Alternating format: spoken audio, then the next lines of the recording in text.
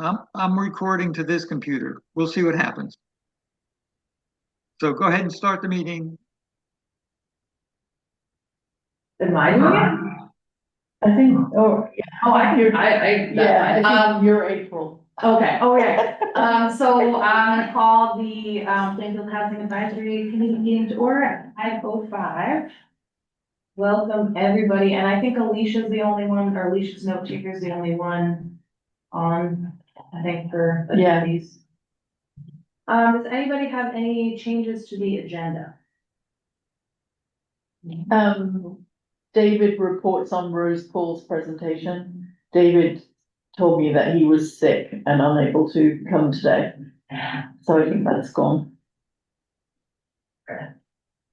Anything else that we'd like to change? No. I didn't, Dot, or, I sent them, oh, I didn't do them last time I was sick, so I don't know where they would be, so. Will emailed the. Yeah, Liz, did you do them or did I do them? I can't remember. You But did. they You did did. get sent out. minutes around. Yeah, they got sent in an email. But maybe not direct. Betsy, I did print them, I think. Oh, no, I didn't. I printed the other thing. Oh, are we going to, oh, yeah, that's not on the agenda, are we, confirming that, whatever, approving them? Are we adding that? Yes, we need a motion. I'll make a motion to approve the minutes from March 25th. Okay. I second. Okay. And, oh, I wasn't prepared to do this, man, folks, sorry. All in favor or all opposed? All in favor? Aye. All right, and then we have our, community agreements. Typical, just, we want to be mindful of our time when we're talking, and make sure people have a chance to speak. And also, we disagree with ideas, not people, and we're open-minded and respectful. Are there any public comments? Yeah. We are skipping David's report. Next time. Now we are gonna review and vote to forward the select board the abandoned and dilapidated housing ordinance. Everybody have a chance to review. Yeah, Betsy, we had a group meeting, David, Betsy and I, and Betsy had pointed out that there be ways to make the document a little easier, and I struggled with my word skills to make it a little more comprehensible by adding some numbers and letters and making things bolder and stuff. So that's the one I sent out as the most recent copy. It's still not perfect. I couldn't get it to do letters. I could only get it to do numbers. I don't know. The Word has a mind of its own. I couldn't get so far with it. I thought you did a great job. Yeah, it looks good. I was very impressed. But my feeling is we're not quite ready to send it to the select board because we talked about trying to get a few more feedback from landlords in town. Graham, that puts you on the spot for some ideas. And I still haven't got, we could get in touch with a few more just to get to not make it such an adversarial, but a cooperative agreement. That the idea is not to punish people and throw fines at everybody, but to have them find ways to do it. We talked about, getting a resource page. Betsy talked about a frequently asked question page, like what is it, what's it going to do?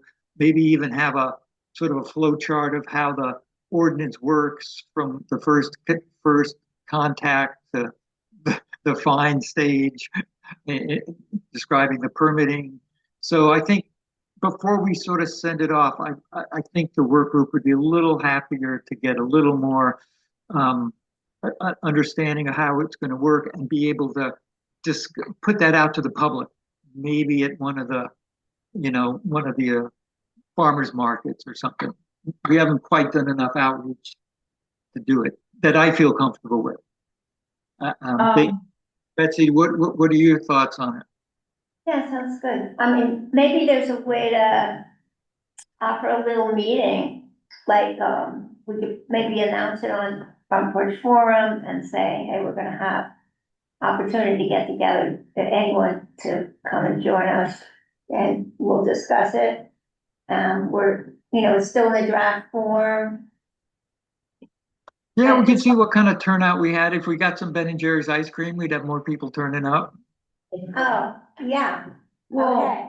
and something that Hazel and I, talked about at the farmer's market in last month was going regularly to the farmer's markets once they start up for spring, summer, and kind of having a regular presence there.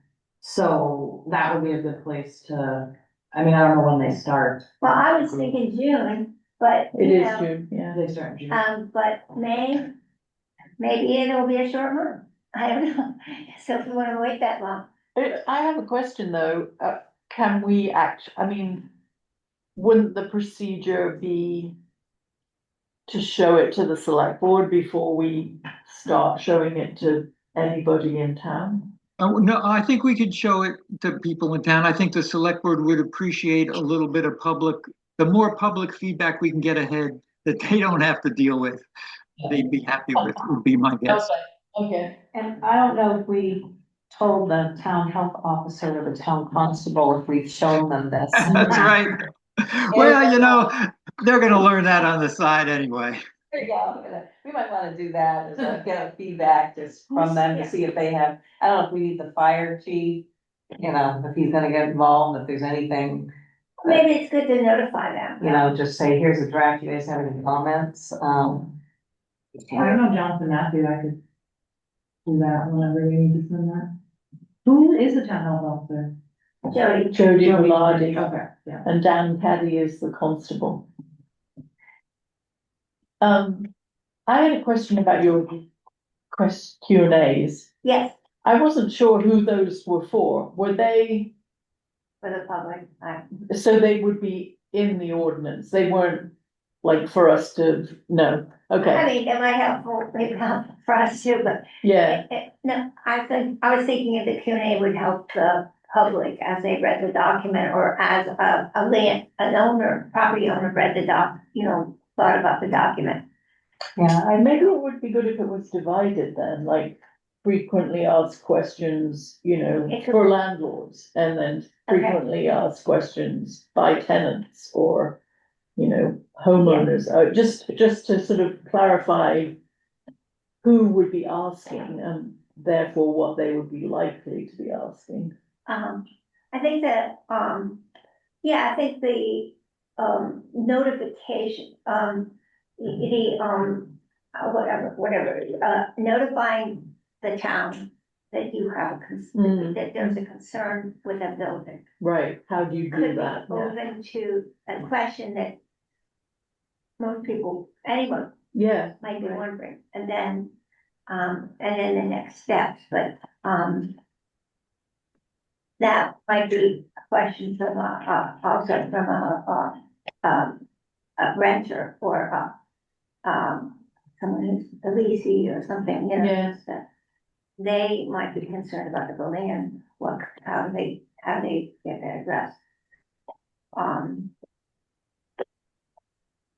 right. Where would this be? Would this be on the town website? Would we wanna put it on the specific housing committee website? Oh, good idea. You mean as a draft? Well, like Eventually. yeah, like maybe when we have it finalized or when we have frequently asked questions. Cause that's something else Hazel and I have still been working on is that website, so I don't know if that would be a good place to put it. Absolutely. I would assume that the select board would choose a place for it to be, because it's not gonna be once it's presented to the select board. I can't imagine that it would still be part of the advisory committees. Right, I agree, yeah. Folder or something. Yeah. Or like, this is what we've done, you know, like, Oh, sure. here's a link to the town Our own website or little something. resume. Right, yeah, I don't think we wanna duplicate it. No. Right, so. But it's the same, I'm still thinking about, especially if we wanna get more public input on it, having it accessible and just out there, so then somebody hears about it 4 months later and they go, I didn't know this was a thing, where do I find out more without? Yeah, I like the idea of having it, like, keep the drafts out there, you know, Yeah, publicly, so you can see it. And I like the idea of the Q and A. I think that was like key with the East Village project. There's the more, I mean, we've had a question when we were walking that day, to look at some of the buildings earlier, where someone said, look, I have, you know, abandoned cars that I got inherited on my property. What are we gonna do about that? You know, what are we gonna say about that in regards to this? So I think there's, I mean, you brought up some good points. Here I am improving my home. Are you gonna tell me, you know, that I'm in violation now? Those are really They're good valid questions questions, yeah. that I think we need to, like, find out what our answers are gonna be to them. Yeah, I think it's Yeah. important. I think, and we tried to highlight, make it a little bit, as obvious as we could somewhere here, I can't find it, but if a house is being, it's vacant, but being renovated, then, there's a permit, whatever you would Yeah, be given, have in the and then window, you just, you're not gonna be fined. right. Right. So I had a question, well, I had a couple I can ask them. The first one was the quarterly abatement.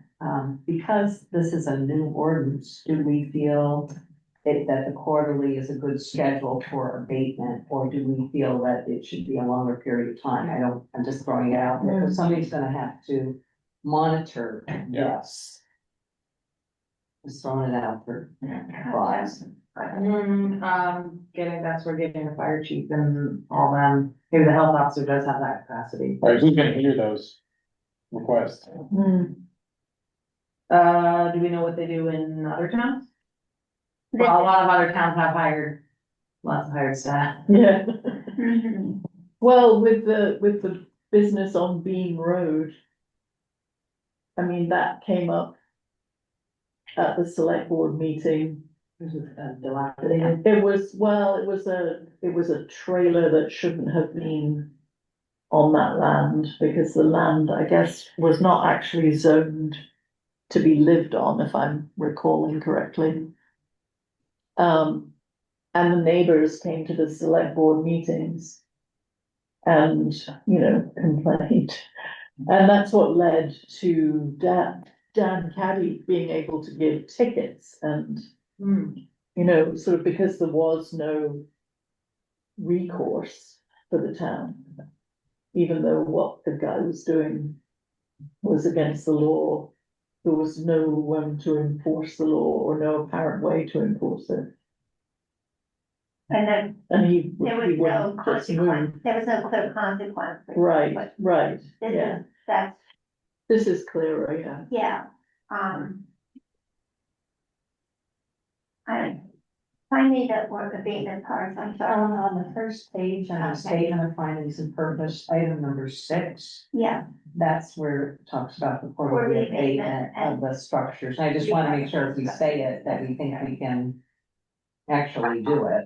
You know, so we have it, basically, we're saying, we're every 3 months, we would be checking in right, and on the property and seeing any, I mean, if you let, 6 months is a long time. right, I'm just throwing it out as far as resource. If we think it's fine, I'm good. I'm just bringing it up because I don't. Yeah. How much would we have to check in? What does a check-in constitute? If somebody's on our radar and we know, would a simple email suffice and they're like, yeah, we're still doing our things, or does somebody have to go out and like eyes on to make sure that they're? Well, I guess, I mean, given that this is a draft that's gonna go to the select board, if they felt they couldn't handle quarterly, they would say so, right? Yeah, okay, let's leave it up to them. Well, am I clear here, but I think the quarterly abatement is for structures that are uninhabited, so that would be a vacant structure. And then, we're trying to figure out whether someone is gonna be working on that, or, Right. we have that condition right now in town where we've had houses vacant for a long period of time. Right, I'm fine with it as is, it's fine. So the other piece, have we got, I don't know if we have a piece, we have a way to, yet to, add this to it, to this document or to the next document that might go with it, but we had talked about having a, a group of people who would be, what do we want to call them? Well, Well, we did talk about because there's so many talented builders in town who are willing to put effort into things. We had a sort of, we sort of ad hocly named it a rehab group that would be willing to volunteer some time working with landlords to come up with plans to mitigate some of the hazards and perhaps move it into a more livable state. So actually, that's the next item on the agenda and David took the lead on this, is trying to speak to the people he knows in town who would be willing to sort of put on that list. So we find a building. The perfect example is Bill Happel's building. The land, went to his sister who lives in New Jersey. You may not have much contact with the house at all, but if there were people who could contact the owners and say, "Look, here's a plan. We could do this, this, and that. There's $10,000 in revolving fund. We could leverage some other finances for you. We could go anywhere from stabilizing the building to make it habitable." So that is kind of the long tail of the ordinance, is where you decide the buildings, you evaluate the buildings, then you get them on a path that isn't just finding them to make them do something, but you give them a leeway to get that building back into that inventory that the town can use. So David was going to talk to the people he knows. He didn't think there would be any real pushback. It might, when push comes to shove, there might be a whole different thing going on. But there are skilled builders in town who would be willing to help out with that. So that's another component that we can present to the select board, saying, here we have this ordinance. It's a framework for identifying, but we also have a framework for rehabbing the buildings on a local level. And I think that's a better picture than just the ordinance and give everybody $100 a day fines. It doesn't work in zoning. It doesn't work, it may work in a big city, but we're not a big city. so yeah, and I think don't we have to be pretty clear that we're primarily an advisory group? So Yes. we don't have money to distribute to people. We can advise them to apply for VCAP, is that what it's called? VC? Yeah, provide them with the resources they need. And as David said, most of these landlords have access to that information, but some don't. So, yeah. so we're not going to tell some landlords things they don't already know, but as a service and as a sort of a cohesive package for housing in the town, I think that's a component of what we want to do with this ordinance. So what you're saying is there would be a group of people that David would have sort of assembled loosely, whose contact info could be passed out to people looking for local builders. Is that the general idea? Builders are just advisors. Yeah. These are advisors. These would be people who would be community members, and maybe with a contact person, say, for instance, David, and then David could say, we'll make an appointment to come look at the building with you, give you some suggestions on what could be done, and then maybe go further, but just starting with that as to what needs to be done, how could it be done, and then the report you get, if someone received whatever they're called, a safety report or something, it would list out the things that needed to be done, in theory, but then these folks would come in and say, this is how you could do this, or maybe do it another way or whatever. basically giving you some advice about what's, Yeah, pre-advice, yeah, yeah. So I guess we need to wait for David to come back to move any further with that one. Is that true? that piece, yeah. Yeah, I mean, it would be codified in the, ordinance. right. It would be an addition available at this point in time, and hopefully it could be available into the far future, I don't know, as long as, Yeah. but,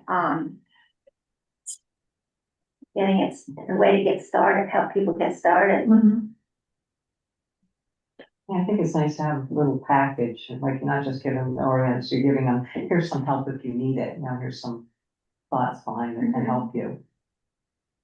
I mean, I'm thinking too, as we're rolling out all these new things or ideas, if we do outreach at the farmer's market, for example, it could be like, hey, this Friday or whatever day it is, people from the ordinance working group are gonna be there, so if you wanna talk to them about that, people are gonna be on this week for this item, and you can come talk about that. That's a great idea. Give them some time to, okay, I can plan ahead a month, but I gotta go to that one. Mhm.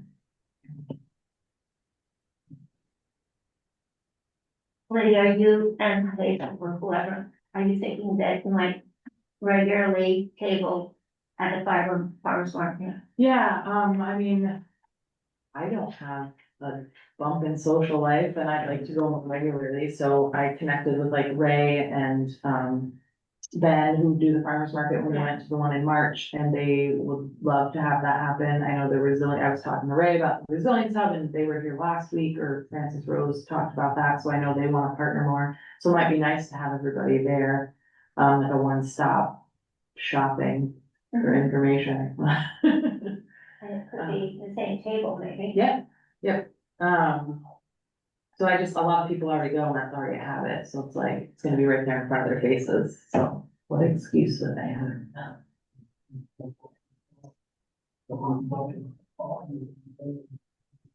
I think. Then listening to the music. I'm listening to everything. I know, I was wondering where that was coming from. Can't buy on the street. Uh, Spray, I thought it's spray. yeah, Yeah, I think it's nice to be thinking about a support piece that goes with the ordinance, cause on its own. It seems to be helpful only in calling attention to properties that the town is sort of just particularly taking notice in. yeah, it could easily be perceived as sort of hostile, I think so, yeah, and it's like, why am I being picked on here? yeah, right, I think it'd be very easy for a property owner to like look at their property and then look at another property and be like, why are they not getting this? Right. Or- yeah, yeah, So I think that the concentration on the support package that goes with it and how we could build up the network around what that would take to keep it healthy, I think for the long term would be ideal. Mm. And I think that it's nice to think about, David being able to put together a team of people who are willing to make that happen. And I hope that can last. yeah, And if it doesn't, is there a way we could build in a provision as part of it that would be keeping that as a priority of having this ordinance? mm. It could be another town committee. Another. Soon everybody in town will be on committee. Yeah, you could be, annually appointed or, and volunteer. I don't know, I think that's how committees keep going. Yeah. Maybe we, I don't know, maybe it's a subcommittee of our committee for a while.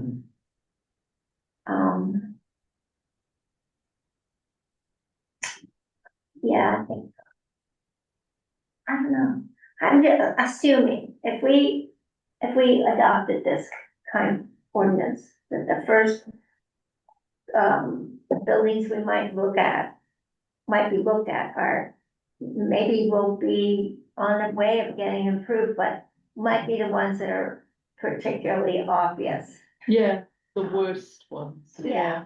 Porches falling in, you know, whatever, there's, you know, there's junk around and,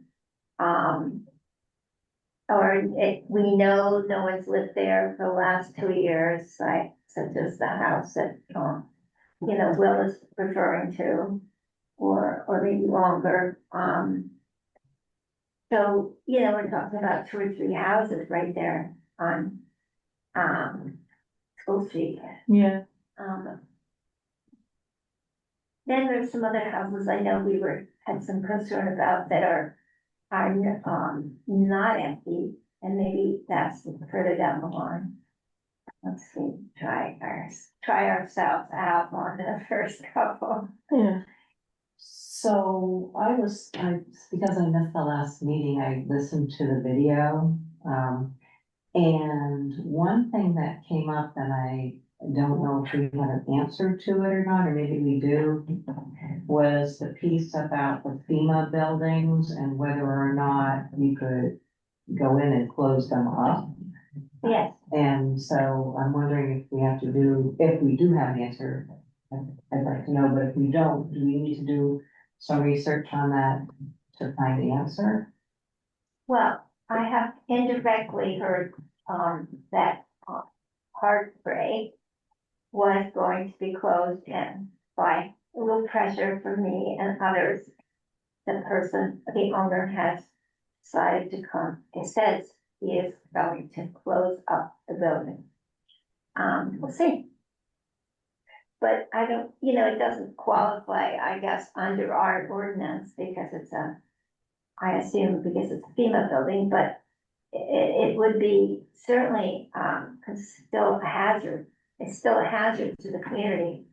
A building, with broken windows and doors open and easy access to, you know, it certainly qualifies under our. Yeah, I don't know why it wouldn't, all those buildings wouldn't be part of this. Okay. I think I mean, there's, it's just based on what we're calling the definitions of things, like, you're right, but I think that anything on the buyout list cannot be physically interfered with. Yeah, but that's not absolutely, you could check that because. I have checked that with Michael Billingsley and Peter Youngbear, and they both say that's true. Yeah, but people who are, well, first off, the owner of Hubbard took the doors off. So he altered it. Mm, Then, you know, I don't know if he or others opened the windows, they all, you know, yeah, Susan Grimaldi closed up the side of her building that had fallen into the river and was open. yes. She closed it up, she closed up the whole house and left. Right, no, I agree with you, but that does, as far as I understand it, endanger the funds that they Oh, closing it up. get, and getting yeah. involved. Oh, I can check again with Michael I and think Peter. there's houses that are being lived in Yeah, that are on the FEMA list. right, but they may, you know, they can be on the list and not actually go all the way forward to the They buyout. can choose not They to can be, choose not to to, take the FEMA money, but they have altered the buildings, cause they're living in them and they've made, improvements that they. No, I know, cause I know Susan. Or whatever But- else. But the thing is, what we're talking about is an ordinance that can go after owners of dilapidated buildings. And in my view, the FEMA status would be the way those owners would circumvent our ordinance. They would say, we are waiting for a buyout and we are not going to be, you know, fixing this up, even though I agree, some of them may already have done is certain there a things. specific, how do I put it?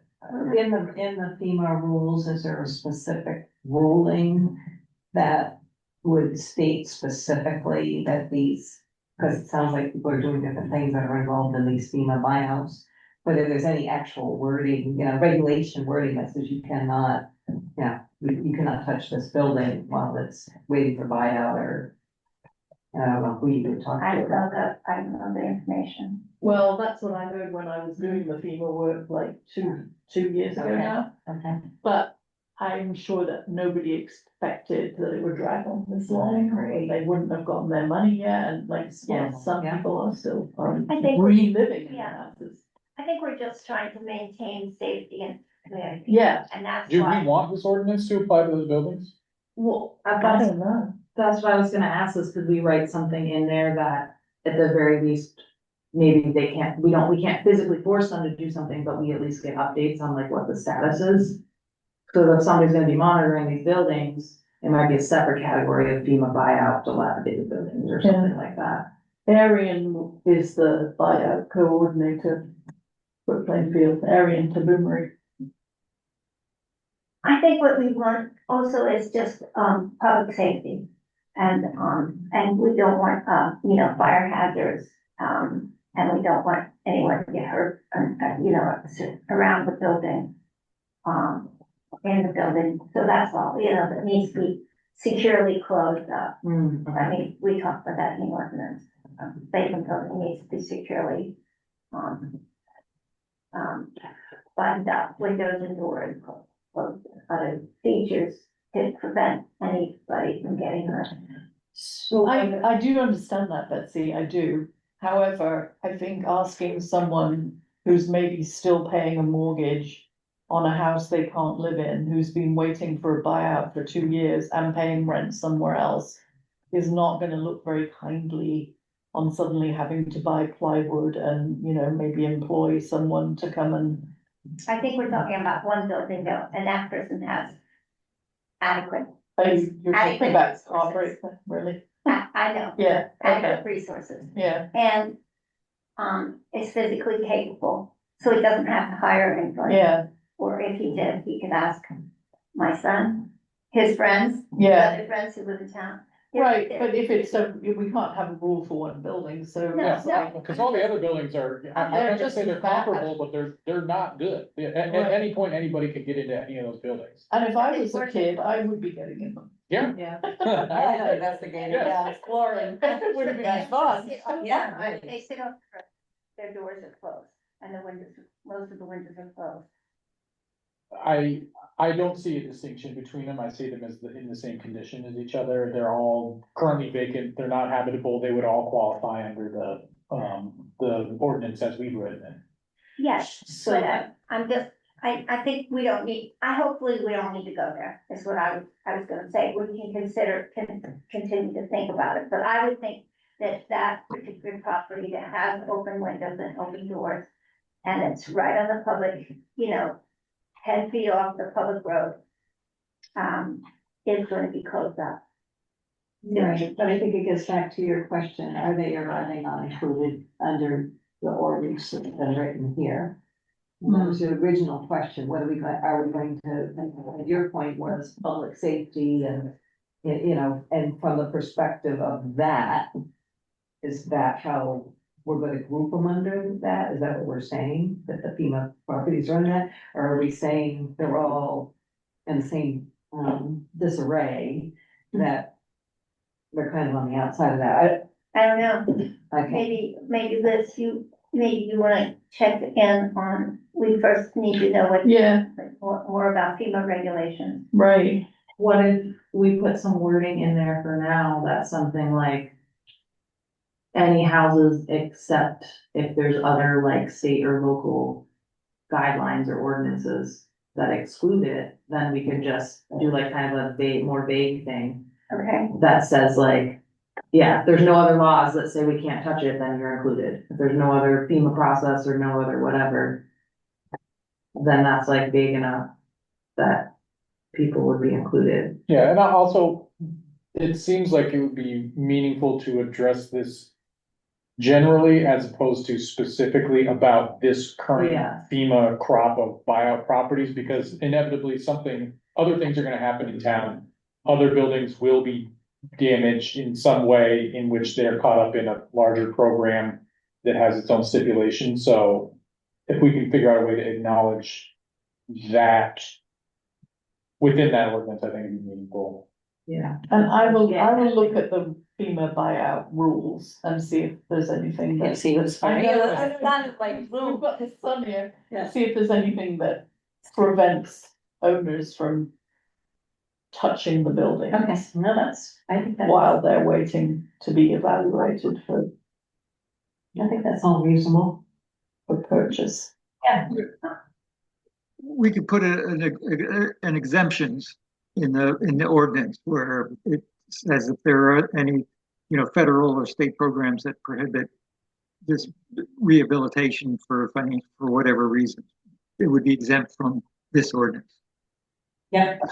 Be listed under exemption. I'd have to figure out a way to word it. That's Yeah. probably something for a lawyer to do. If a building is under we could do something like, if a building is under a federal or state, program,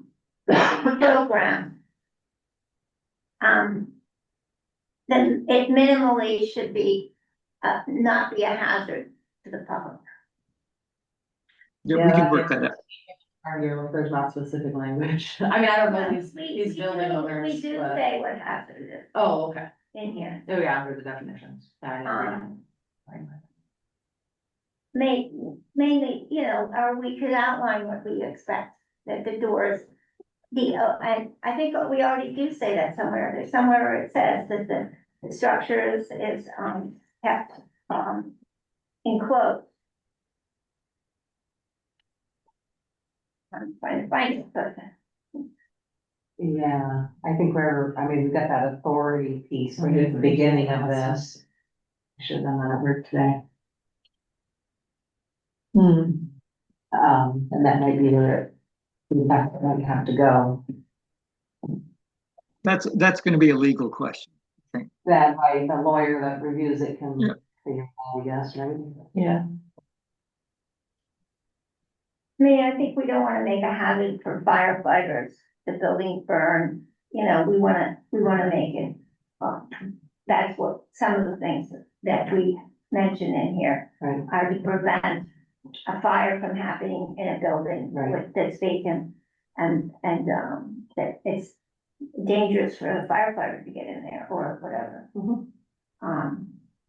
And to by police officers and firefighters at the time of the exigent circumstances or emergency, that contents do not present a hazard to the public during the time when the building remains vacant, blah, blah, blah. The building and the structure are compliant with standards of this ordinance. But anyway, we don't want to, okay, why don't we think about that, how we can make it so that it's like just basic safety, Yeah, when I for was, the public. oh, sorry. Okay. Yeah, when I was reading it, that was something I was thinking about. Some of the language seems very specific, like it'll just say fires, but really, and somebody could get in there and like break the pipe off and then they can flood and then it decays and somebody falls through the floor. So it's not just fires and stuff. So yeah, maybe generalizing some of that specific language and then anything could be, because I mean, if we are thinking about problem or potential problems or people like pushing back on this, that's where they're gonna get specific. So when you write ordinances and policies and stuff, people will find well, it doesn't say that specifically in there, so that doesn't count. So, I mean, I don't know, like I said, I don't know these building owners, but hopefully they wouldn't, but we gotta prepare for that, I guess. Mhm.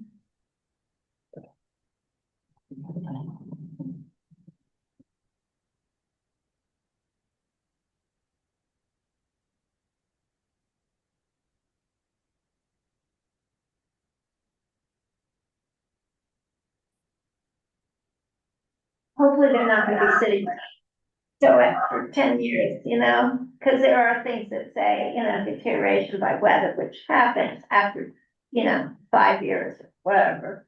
If a roof or, some area of the building is not, good, enough shape, which it might not be after the flood. But intrusion by trespassers, we should try, I think that I would say, it would be so it's a safety issue. Trespassers out.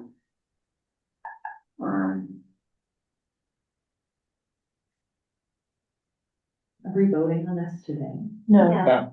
The other thing is, Oh, sorry. This is the building. that, I'm kind of taking it sideways here a little bit, but there was a section on foundation walls. Okay.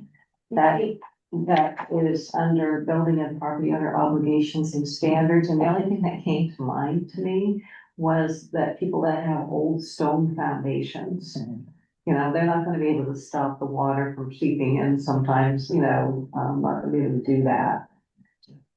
Maybe fine in the way the wording is, but it does say shall be free from open cracks and breaks and, leaks. And so I'm just thinking, I know there's old homes that have stone foundations, Yeah. and that's not gonna work for them.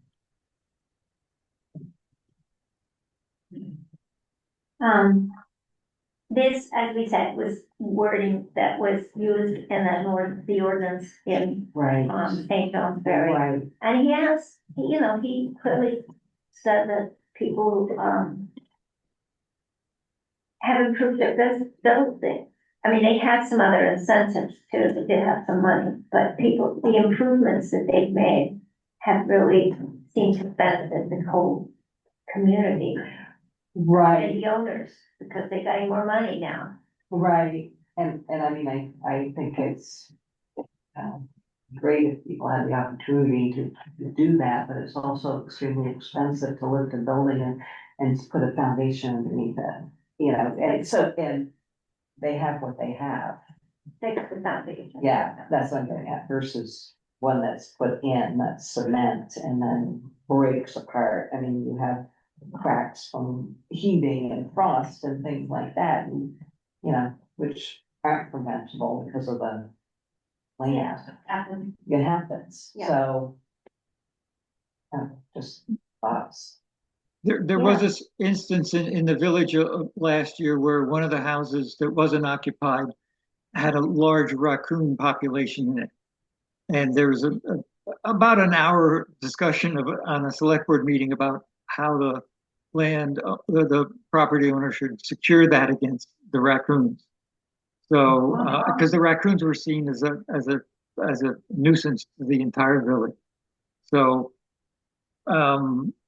rodent proof, I think is probably the key word there, where you don't have infestations of rats and raccoons. So, you know, minimal cracks and stuff, but for the property owner, all that makes the building, you can't heat it if the foundation is that deteriorated. So in the village, you know, that's a situation where, it took a whole hour to discuss it, so we don't need to do that. How do they solve that? They get the trap? Yeah, the property owner volunteered to get an exterminator and get rid of the raccoons. But the larger question is a property that is basically a haven for raccoons also. So an unoccupied building that raccoons live in is an issue. And there was a question of them possibly being rabid because they were out in the daytime, you know.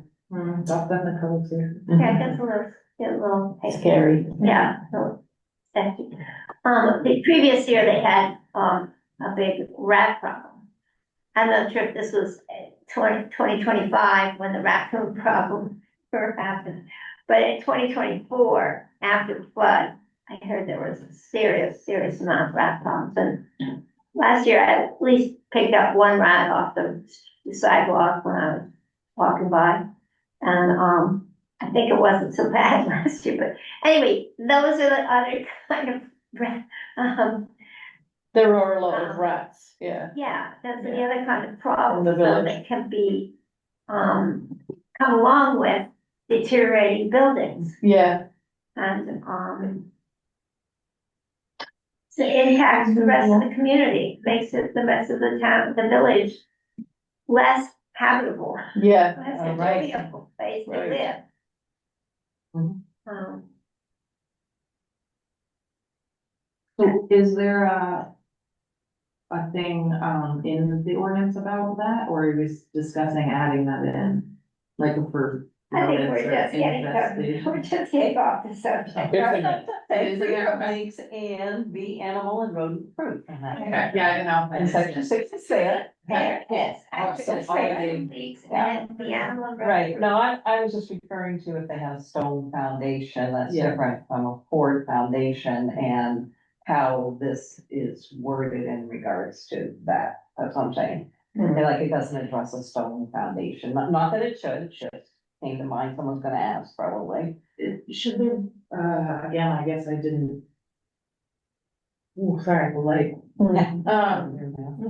there's a section of like fees and stuff, and we've talked about who's gonna enforce it, but is there, like, if somebody has, like disagrees, right, with the select board or whoever would say, hey, this house falls under this, is there a process, like, well, then the homeowner can pay for, spend $500 to get an official Yeah. inspection, right, and then have somebody say, actually, this foundation's not a hazard. It's They can broken. appeal. Right. There is an Yeah. appeal Oh my process, God, yes. it sounds I right just now. looked here. No, it's okay. I don't know, well, I don't think, there are no Oh, lines appeal, okay, of- that was a small section, I missed it when I was scrolling. We have to look way down. Hearing you go. Person agrees that the safety board may appeal such order to the town planning board, select board within 15 days. The notice of appeal should be in writing, Basis of the appeal. set forth, I mean, 30 they, days of service of the notice of appeal, for the hearing. the sun has moved. And shall issue a written decision. So then, yeah, so it says shall set forth a brief statement of the basis of appeal. I don't know if we wanna put anything in there for people like, you can get a statement like documentation, right? Like to support your appeal, that would be an like certified inspection or something. Or if that would just be part of the building rehab supports, right? Like. I think that sounds like something the rehab group could be, could share with that person, if that person was saying, or even we should be informed, we should be an informed group and say appeal, that you could get an outside inspection done. I agree, yeah, because I mean, they might use what that Davis put together for resources, or they might say, I just want to go outside and get my own, and bring them in Right. independent and have the review done. Yeah. Otherwise, I'm sorry. No, I'm really bad at that. My brain registers people's pauses as like full stop because um.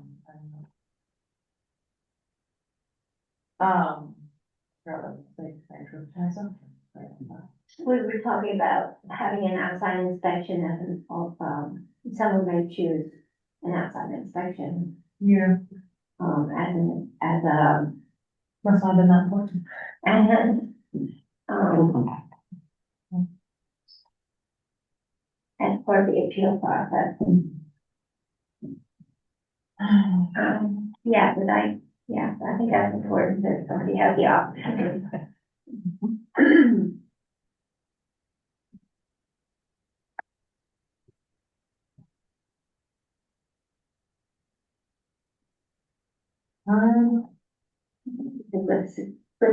Good question, though.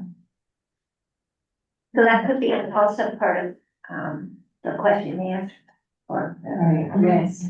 Mhm. What if I don't agree? Write an angry letter, basically. Like. Yeah.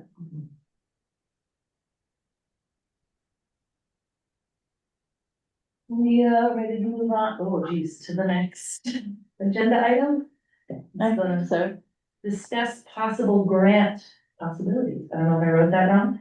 That's something. I don't know what that one is. Will, do you know what it is? I put that in just because it's something that the group should always keep in mind is keep a lookout or research for grants that will help the housing in the town.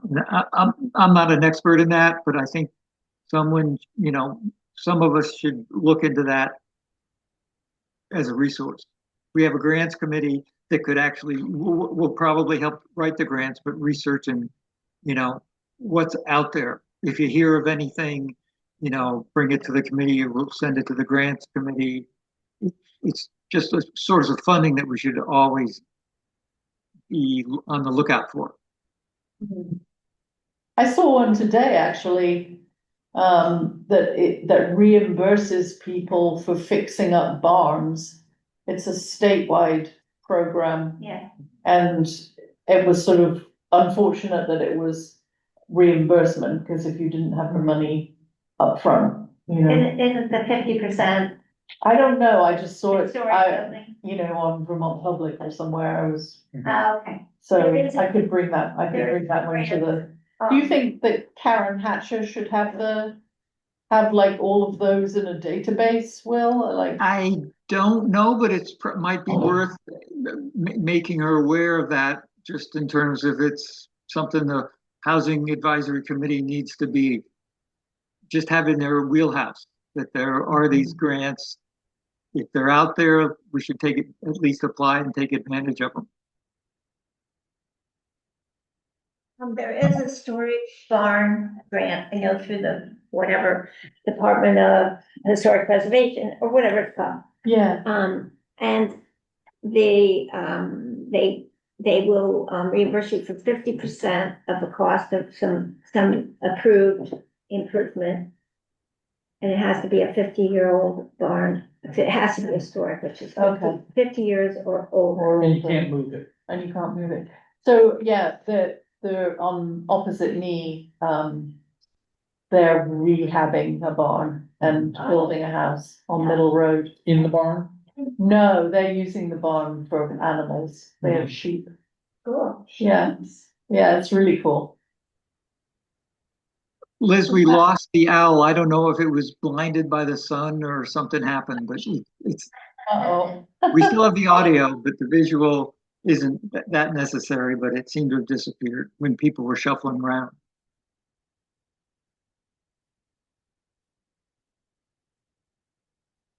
But we still have the sound, so we should continue if we can't, it's not an obvious fix.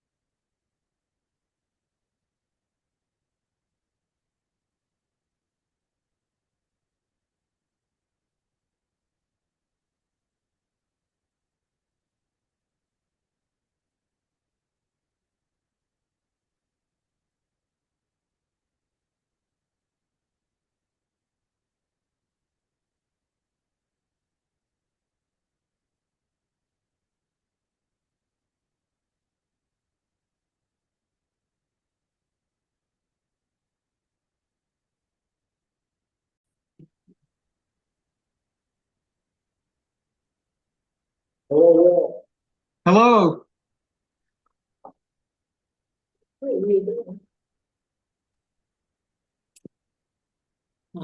Will. You're back. Yes, so, It just turned off. yeah, I will be the representative of the committee, the present committee. Okay. Okay, we did talk about, before we realized we did talk about, the grant that Betsy had brought up, just a little more about maybe finding something that's more specific to housing as opposed to as broad as that one. I just mentioned that, the grant for Montpelier, which was, it was called Resilience and Revitalization Master Plan. And we were just talking about how we might be able to find a grant, or a similar grant that would possibly mostly, focus on housing. I'd like to include the excessive, whatever movement, whatever they call it, because it was talking about trails and, whatever, sidewalks, bike paths, connectivity, where that is, and that's mentioned in this grant. And, the infrastructure and mobility. Water supply, a wastewater solution, but walkability, bike and ped connections, utility. Some of these we have in place, we don't need. Transport, street plan, bike lane, traffic study, trail plan, park, roads, school, recreation, community gathering spaces. So, those are important. Very, very broad. Mhm. Can you hear us now, Will? Yeah, and Graham, if you want to just turn the video off and go with the audio, I think that's fine. It says Graham Keegan's network bandwidth is low. I wouldn't take that personally at all. I don't. I also have maybe 10% charge left, so. Okay. Let's go fast. So we're gonna move on. The next thing is the open meeting law and ethics training video. I did see that email and I personally have not taken it yet. I have. Okay. Yeah, I got some update from Peter Youngbear of the Select Board, wanting the chairs of the committees to view the video, and also just advisory to pass it on to the members. So I will email that out. The open meeting laws, if all of a sudden 6 members of the committee got together because we're a town advisory committee, that would be in a violation of the law, but 5 would be okay. And the ethics is probably self-explanatory, but it's if you got the time, watch it, and just a reminder to keep everybody in tune with the requirements of public meetings. That's all for that thing, and we can move on to steps moving forward, I guess. Yeah, I'm planning on doing that this week, so. Okay. Let us know when you get the 5%, Graham. Okay. It's Will do. 38 minutes long, Betsy. All So right, it's not too onerous. steps moving forward is the next agenda item. Contacting more people in the public about the ordinance. Is that a working group thing? Yeah, I would say that we follow up on the rehab group, follow up on and these could be agenda items also would be, follow up, get some report back from David on the rehab group, and any new information on the abandoned, dilapidated and vacant housing ordinance, maybe adding that exemption. And Liz, did you say you had contact Michael or whatever? I will look get in into touch with the regulations. and I will look into the FEMA buyout regulations myself as well. Yeah, thank you. And then also David and Betsy and Vicky and I and maybe Graham, but not all of us, because that would be violating the law. We're going to look at the house on Route 2. Do you remember that? And they need 48 hours to inform the tenants. But now I'm back in town, and the weather's better. I'll make an appointment. I go look at that house Is again. that still in the market? I think so, yeah. Okay. Yeah, it's that sort of one with a very Flat, flat, whitish front, yeah. dirty. Yeah, I think, I mean, there is also now that little house on Mills, is it Mill? No, it's not Mill Street. Yes. Is it Mill? No, it's on Main Street. Main Street that's back on the It market. is. The Yes. one right next to the PHAC. Yeah, yeah. I'm I not don't sure. know if you want Got to a go look at good that. layout. It does. Yeah, I've seen the pictures. I've considered. It does have going an to look old at it, layout, but- yeah. Well, it was originally, many other things. Wasn't it a barber shop? Probably a barber shop, but it was a Yes. restaurant and it Commercial was a zone. store. So it was transitioned in the last ownership, I think, into a house. It Right. had been other things. jewelry. Yes, jewelry. While. It was a Yeah. jewelry shop. Okay, then the other thing is, are people planning on still attending the workshop next Wednesday? Yes. Have we heard anything about it? I know, I've gotten some things in my email. I haven't looked at it yet. I think they sent out an agenda. Yeah, so Okay. hopefully that was to everybody that got signed up. I don't know, because I had emailed Jessica and I was like, hey, I have 5 people who want to go, and then she never replied, and then was like, hey, is anybody gonna? And I was like, oh, so. I didn't get to, Welcome to.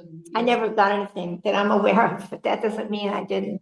So if you, could you pass it on to me again? Yes, but it looks like somebody named Jeremy Weiss from the Vermont League of Cities and Towns sent out an individual municipal access portal, which we need to use to. What? Oh, never mind, that's for something else. Yeah, I got that. I Sorry. got some of that stuff. There's too many acronyms and they all look the same. Mhm. Something. No, then maybe I didn't, I assumed it was from that, hold on, let's see, just. I have a future business item. Oh. I would like to briefly report on the email that I wrote to the select board. Yeah. Requesting the prioritization of the expansion of the Plainfield revolving loan fund. Yes. That was a nice letter you wrote. Thank you. Can you say that again, prioritization of the what? The Plainfield revolving loan fund, which I don't know what the current balance is of that fund and what it's capable of loaning, but it does have an upper cap of $20,000 per project. As it's written right now. Unless it is the town itself that wants to use the money, and then it can go higher. But the part of what I recommended was increasing the principal of that fund and increasing the maximum allowable borrowable amount. Perhaps it might make sense to look at the current as a percentage of the whole fund. The current top end limit, let's say, for example, the total fund is $200,000. They only allow a $20,000 loan. That's approximately 10% of the loan fund. Perhaps we could try to beef up the fund, but have that maximum loan target move with that. And these are things that we can just simply make recommendations for. I don't know. I sent an email to Carl Bissix, but did not. It bounced back. I don't know if that's what is listed. He's listed as the contact point. Peter is. Yeah. Oh, so I didn't realize that Peter is actually the chair of that committee. Yeah. Okay, so we can just communicate directly with him about that. He did reply personally. I don't know if that CC'd everyone. He replied and I received the reply, his reply to me. Yeah. Okay. That it was like It was too late. Too late. Yeah, too late. Karen had already Yeah. applied for something else. Yeah. Yeah. But I think it would be nice for us to invite him Mhm. or whoever would like to represent that committee to one of our meetings so that we could have a conversation about how we can try to beef up that fund in terms of what it can hold and in terms of Yeah. getting people to use it, because my understanding is that it is not being used. It's just currently sat with the same balance in it and nobody is Right, utilizing it it for sounds projects. like people don't really know it's. I there. didn't know it existed. If I had, I would have worked with it. Yeah, yeah. And it could be that I haven't looked closely at how that would mesh with the fact that I currently, have a financial product attached to my building. I don't know how that plays with mortgages and with other things. So I think it's worth putting together like similarly to the ordinance, like, can we make an FAQ? Can we provide an easy user experience for people that'll facilitate them actually putting that fund to work? Because it does sound like it's a pretty good rate opportunity to use. They're offering it currently at Prime +1. And I'm wondering if they really want it to get used, they could adjust that rate, because I know it's not meant to be a moneymaker in any way. It's meant to be a self-sustaining fund. And I don't know how they're incorporating for defaults and things like that, but it does seem possible that they could offer either, reduce fees or reduce legal fees in producing the loans, and just other incentives that would get people to actually be using this for projects. I don't think anybody would not want to use it if they knew about it. Yeah. Right. But some people might not have the opportunity to use it. If it is something where they're actually using it and putting a lien on the building as well, I'm not sure how that plays with other financial concerns that people have, or ways that their building may be kind of I would think mortgaged if they are. The mortgage would retain its Position. as first. Yeah, I would assume that as person well. To be paid. Yeah. So long as that fund was willing. I don't know what position that fund is willing to go to. It's like, can you put it in? And also, How long will I bet it would be kind of hard to find out just at the moment, because it seems like the town's finances are somewhat murky. But my understanding is that this is its own fund. It's not it's not tied in. It was created via a grant, at least that's what their website says. And it has been loaned out, and the principal has grown because I don't believe they charge, they don't compensate people for their administrative costs for managing the loan fund or anything. So the interest that they charge goes back into increasing the principal. So I don't know what that current number is. I don't know what I just was thinking it would be hard to find somebody who could actually tell you, yes. Yeah. Well, then I think we should. There's nobody in the. Let's pursue that. Then. Yeah. If we don't have that info, it's right. I don't think. We need the info. Not today. Maybe Well, there's no accountant or whatever in the office at the moment, right? There's no financial person. They should be able to find it. Well, but that doesn't You think? the need for being able to access it. Oh, no, it doesn't. I'm just saying that, like, I don't know how easy it would be for Jamie to get that info to us. Karen Hutchin? Would she be the one who would No, it would be, grant? it would be a person, like, it would be the town. Jamie should be able to find it. Yeah.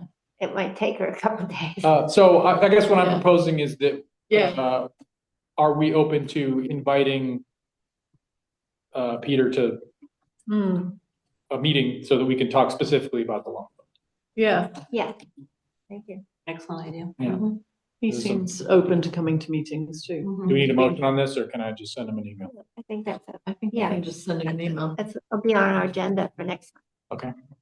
So you asked a question, what was gonna happen at the April 15th meeting, and I was able to pull up a agenda. It looks like Governor Scott's gonna start, and then the Vermont State Treasurer is gonna have a keynote, and then some sponsors, ACCD and Whiteberg, whoever they are. Then there's gonna be a panel discussion. ACCD, Yeah, and ACCD. that's who gave the grant to East Montpelier. Okay, yes. And then there's a panel, State of Housing, Commissioner Alex Farrell, Jeff Dube, I won't say this right, Ruby. I know. Dube, okay, Jamie Barr, B-A-U-E-R. Then it goes into a presentation on CHIP. There's several presenters. lunch. And then there's four breakout sessions. Activating a municipal housing committee, how to encourage and support small scale developers in your community, and breakout, laying the groundwork, resources for making housing happen, which includes what's the recipe for activating places planned for growth, and everything chip, and then it closes. Sounds good. Yeah, sounds pretty interesting. So we'll get a report next meeting then. Yes, I'll leave that on At the the agenda. 22nd. Yeah. Yeah. And, when is that next meeting? 22nd. Oh my God, it's already I know. 5 PM at clock tower meeting.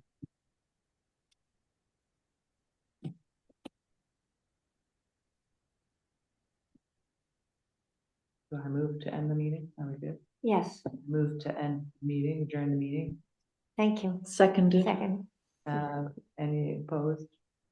All in favor? thank you. Aye. Meeting adjourned 6:21. Okay. Good recovery, Graham. Thank you. Hope you got enough batteries. I'm good. I'm in the red. Okay.